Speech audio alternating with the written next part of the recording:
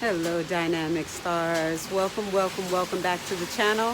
Sorry I haven't been around for a while, but I'm about to tell you why. On this beautiful Sunday, September, I wish, October 27th, 2019. Today is the dark moon or the new moon, and I have learned that I've been called by a goddess named Hecate, and today is her special day. And this time of year is a very special year, or special time of year for Hecate. Hecate, as many of you may have heard, is the queen of the witches.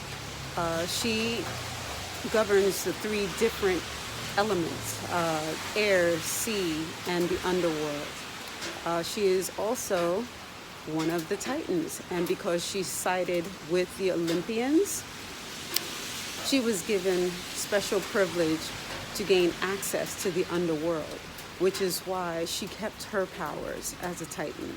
So this is a very powerful goddess, and I had no idea who she was prior to about a month ago. And just about when I stopped doing videos, I was trying to get my bearings and understand who this goddess is, especially since I'm an initiated priest in the Yoruba tradition. So I was confused. But I wanted to bring this short video to you just to give you an overview and an update as to what was happening with me. And funny enough, today it's pouring. It's pouring. I'm gonna put a clip in there after this video of just the downpour that happened. I went out, I had to do something, and on the way back, it was just like whoosh. And one of her things is storms and lightning. I haven't seen the lightning, but I have seen the storms. Now, I tried unsuccessfully to use my tripod. It's here. But I gave up because you couldn't hear me. The sound was poor. It was just not going well. But I digress. Let me see if I can get my notes. Sorry for shifting the camera. I'm going to be looking down at my notes just so you can get a sense of who Hecate is. All right, this is going to be interesting. All right, so, all right, here we go. Right now, today is the new moon, the dark moon. So there's no moon in the sky, there's 0% illumination. And this is the perfect time for Hecate to give offerings to her. Hecate, as I explained, is a very ancient, powerful goddess, and she's from the Greek pantheon. So if you wanted to do the traditional Hellenistic practice, you would go to a crossroad, preferably a Y crossroad, and leave offerings and do not look back. Offerings could be raw eggs, seeds, grains. She loves cheesecake, a little pot of honey, things like that. Her numbers, 3, 6, 9, 13, and triplicates. So 999, 666, 333, those are Hecate's numbers. She also, going back to this dark moon, new moon, there is a way to honor her each and every month, because in Hecatean practice, every new moon, every dark moon is a new start, a new beginning, so that you are able to start afresh. It's a time for you to review what has happened the month before, go over it, see what things worked well, what didn't work so well, what you could improve upon, because this Hecatean practice brought into the modern age is all about developing yourself personally and acknowledging where you were and where you're going to.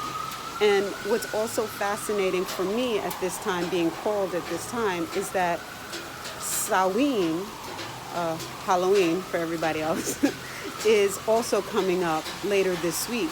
And you do the same type of thing at Samhain, or some practitioners do. So this is almost like a doubling of reflection. But for Samhain, you celebrate and you reflect on the past year.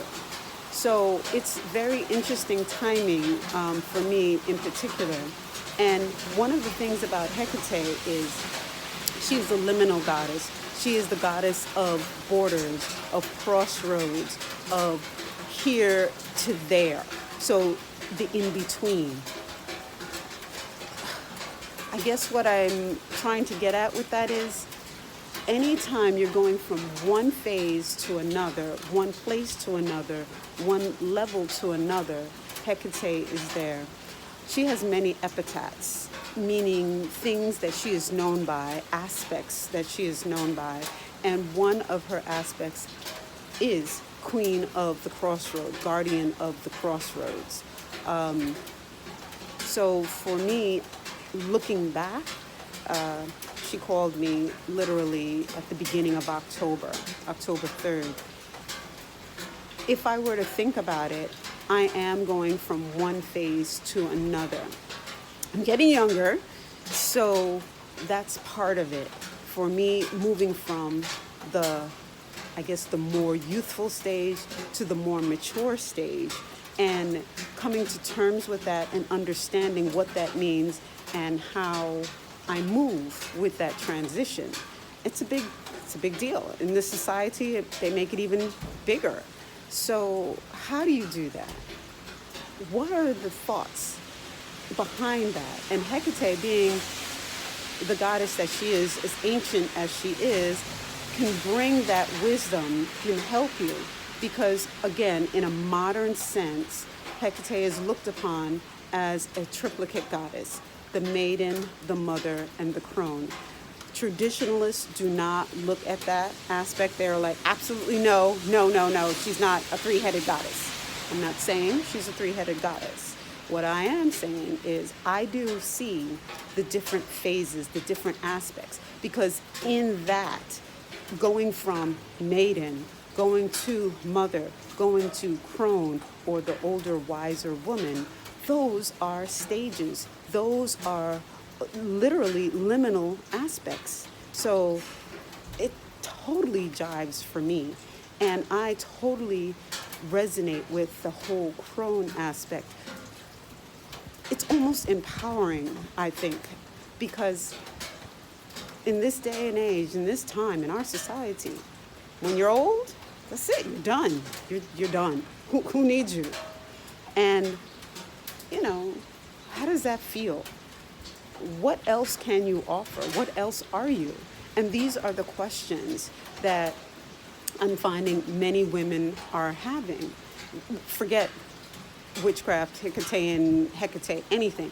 Women are just having that as they mature. And it's not even as they get really old. I mean, I'm hearing these types of transitional questions, 30 years old. It's like, what?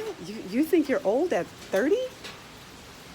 But this is how this society operates. It's almost as if your golden years are the 20s and that's it. We are not done and over at 27 or 29. We are not done and over at any of those points. We are just growing, maturing, and turning into the beautiful women we are supposed to be. And all of those exercises, all of those things we've gone through make us stronger. So, I went on a rampage, right? Sorry. Getting back to honoring Hecate, the dark moon, you leave offerings at the crossroads. And then on the new moon, the day after the dark moon, so tomorrow, Monday, would be a new moon feast where you can also feed your ancestors, those who have come before. Give them things that they liked. Light candles, give them water. It's just a recognition for your ancestors. And then, the new moon feast is just a regular feast for Hecate. The third night, which would be Tuesday, that's the ancestor night for your family. So, repeat it. Dark moon, feeding Hecate at the crossroads, a Y-shaped crossroad. New moon feast, feeding things to Hecate that she likes. So that would be tomorrow, Monday, the 28th. And then ancestor night would be Tuesday. That would be the 29th. Right? So 27, 28, 29. Yes, Tuesday the 29th is ancestor night. And that is what Hecatean practitioners like to follow each and every month. That is a way to show their devotion to Hecate. Okay, after all that, what does Hecate do for you? I must say this here. Hecate is a goddess that is very tough. Everything that I've read and watched online and experienced personally, you need a backbone. If you do not have a backbone, Hecate is not for you. And you cannot eat any of the food that you offer to Hecate. See, I didn't realize that because in the tradition that I practice, you can give some of the food. In fact, you're supposed to give some of the food, everything that you eat, a little bit to your Orisha. Yeah, I tried that with Hecate. A couple hours later, I felt like I was going to throw up. I felt nauseous. I felt like everything that I was inside of me was going to come out. It took everything in me to keep it all down. I literally had to have some red wine and some dark chocolate to settle my stomach. Yeah, I know. Those are her things also. But my stomach did settle. And it wasn't just me. It was my son. I shared some of that food with him too. He had the same reaction and he had no idea. He didn't know what was going on. So do not eat anything that you are giving to Hecate. You don't eat it. You can buy yourself some, but the whole thing that you purchased or that you bought needs to go to Hecate. Okay? That does not include things like eggs, that come in the pack, none of that. But say you make a cake, the whole cake goes to her. Say you give a bottle of wine, the whole thing goes to her. Okay?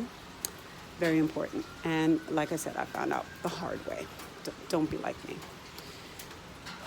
And yes, you can practice or have devotion for other deities and other goddesses other than Hecate. In my case, I had something prior to Hecate calling me. So I'm not so sure. I'm very new in my practice. I'm not so sure about the whole she's a jealous goddess. I haven't found that at all. In my experience, she has shown me that she is giving respect to the practice and the tradition that I had prior and is not trying to stop that. She is actually enhancing what has already been put in place, and my Orisha are in total agreement and total alignment with what is happening and with Hecate entering my life at this point in time. The way I'm seeing it now,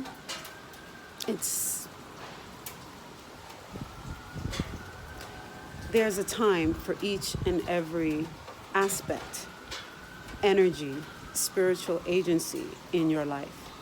And I wasn't ready for Hecate, seriously, prior to this moment. And in fact, even in this moment, I'm still getting my bearings because it's a different energy. Hecate it's like she's everywhere and she's nowhere all at the same time.